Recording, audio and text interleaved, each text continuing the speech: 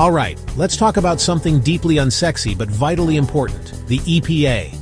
You know, that agency that tries to stop us all from choking on smog or drinking water that glows in the dark?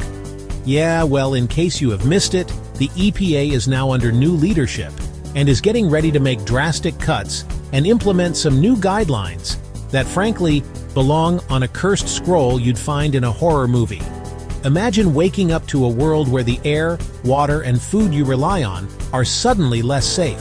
That's the future these EPA changes could unleash, and it's not a future any of us signed up for. So buckle up, because we're about to dive into exactly how these reforms impact you, your family, and, well, everyone you've ever met. Let's start with the air we breathe, shall we? Because thanks to these EPA rollbacks, it might soon smell a bit off. We're talking a potential 480% spike in toxic emissions. That's not a typo.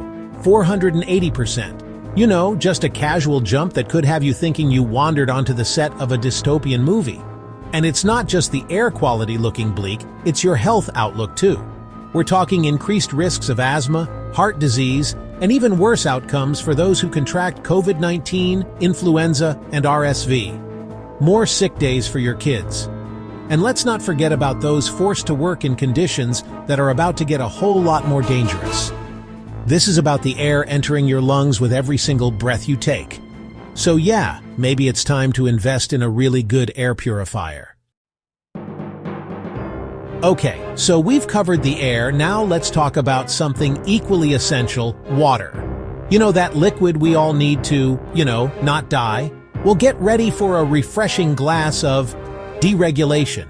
Thanks to these EPA changes, over 234,000 miles of streams that feed into our drinking water, mind you, are now without federal protection. And what fills this void of protection? Oh, just delightful things like PFAS chemicals. They don't break down in the environment, and they've been linked to cancer, infertility, and a whole host of other health problems you definitely don't want on your bingo card. Rural communities, you're in for a special treat. Get ready for increased pesticide runoff into your water supply. And everyone, brace yourselves for water bills that could skyrocket by 20%. We're talking about poisoning our most precious resource here, folks, the lifeblood of our planet, because water is a human right, not a bargaining chip. So, the air is worse, the water is questionable. Let's head inside, shall we? Surely our homes are safe havens from this environmental onslaught, right? Well, buckle up, Buttercup, because the EPA's regulatory rollback is coming for your couch cushions next. Remember asbestos? That fun little carcinogen we thought we'd phased out? It's on its way back, baby, and it could be making a guest appearance in building materials near you.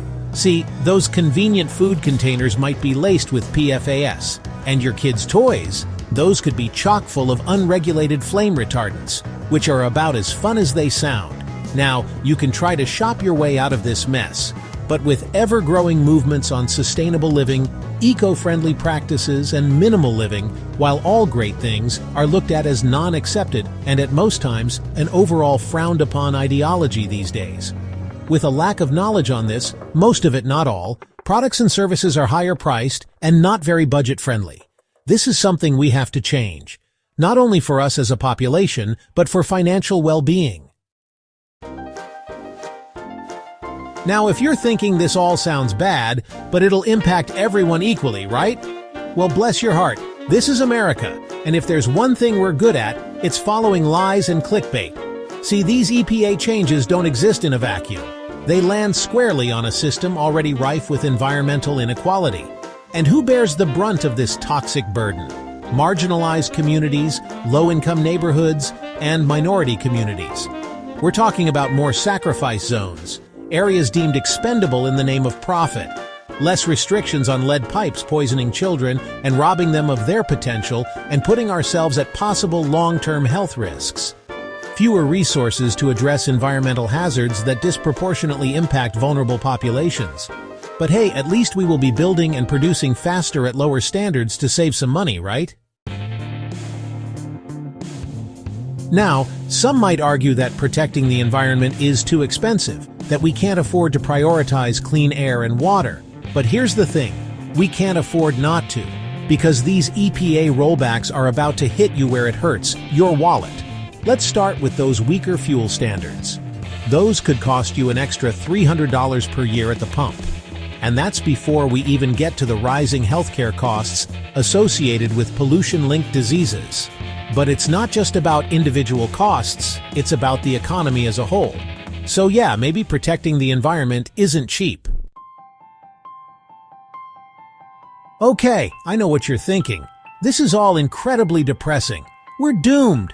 Might as well just accept our fate and invest in a hazmat suit. But hold on a minute, because this isn't a time for despair, it's a time for action. We can't let the EPA become the environmental protection afterthought. We need to fight back, and luckily, there are things we can do. First, get loud. Contact your elected officials and demand stronger environmental protections at the state level. Support those amazing NGOs who are already suing the EPA's pants off. Second, arm yourself with information. Invest in affordable air and water sensors to monitor your local environment. Knowledge is power, especially when it comes to knowing what you're breathing and drinking. Third, think local. Start growing your own food, even if it's just a few herbs on a windowsill. Reduce your reliance on single-use plastics. Look, these changes aren't just about politics. They're personal. They're about the air we breathe, the water we drink, the food we feed our families. They're about the future we're leaving for our children and grandchildren.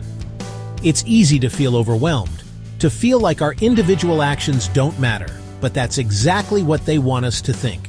Don't buy into the apathy, folks, because when we come together, when we raise our voices and demand better, we have the power to create real change. Because the environment isn't just something we protect, it's the place we call home. This is our time to really show the government that all we want is a clean, livable future not only for ourselves, but for our children and their children. Let's not ruin it for them.